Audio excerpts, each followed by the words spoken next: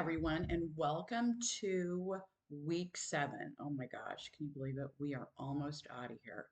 So, anyways, what I wanted to do today is I just want to do a little teeny micro lecture over advertising. And in particular, I want to talk about product advertisements and institutional advertisements. So, we are all subject to both all the time. So, advertising is a huge part of our life, like whether we even realize it, because most of the advertising is very peripheral. So, it's the billboards that we see going down the freeway, it's the commercials on TV that we walk away from because it's a commercial, it's the advertising we hear on the radio that we don't really pay attention to.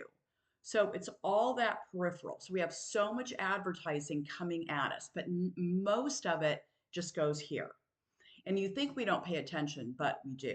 And the purpose of advertising is for companies and services to stay relevant. So we all know what Coca-Cola is. And I mean, does Coca-Cola really have to spend billions of dollars on advertising? No, we all know what it is. But they have to do that because their competition is doing that. So advertising is used in order for products and services to stay relevant. So there's two types of advertising that we are most subject to, and they are product advertisements and institutional advertisements. Now, product advertisements promote a specific product or service. So, what they're all about is they're all about creating brand awareness because we are more likely to buy something if we are familiar with the name. So, if I go to the store because my child is sick and I want to get him chicken noodle soup, I'm probably going to go for the Campbell's. Why? Because I know that name. I mean, are there other soups that are probably just as good? Absolutely. But Campbell's is what I know. So advertising is always creating that brand awareness. And with brand awareness comes trust from the consumer. So when you trust a product or service, you're more likely to buy it. And the other reason that products and services advertise is to differentiate the brand. They want to differentiate their product from the competitor's product. So, we can't just use um, any dishwashing detergent. We have to use Cascade.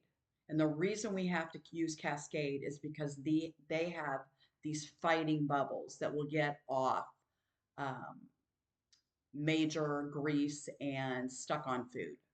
So they differentiate themselves. I mean, are other dishwashing detergents probably just as good? Probably. But Cascade will keep continuing to advertise in order to stay relevant. And so you feel comfortable with that name, you're more likely to buy it, and they are differentiating themselves from the competition. Institutional advertisements focus on an organization.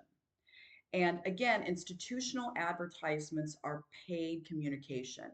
So the goal is to create a positive image. So, like colleges will advertise, the goal is to create this positive image. The zoo will advertise to create a positive image. Go visit the zoo, visit the local library. That is institutional advertising. I'm seeing a lot of advertising for hospitals, institutional advertising. So the goal again is to create a positive image. So should something happen and I have to go to the hospital, I'm going to go to one that I am most familiar with. So again, institutional advertising is really about creating a positive image.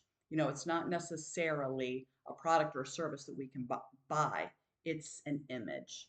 So advertising is important. Advertising assists in consumer awareness.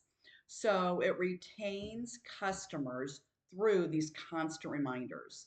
So it demonstrates, how the product or service will benefit you.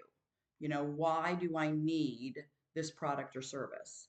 This is how it's going to benefit you. Oh my God, I didn't even know I had a problem until I saw this product.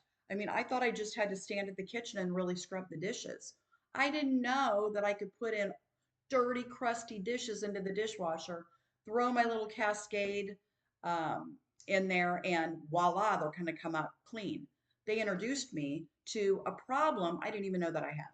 So now that I know that I have the problem, I'm spending too much time at the sink, scrubbing the dishes.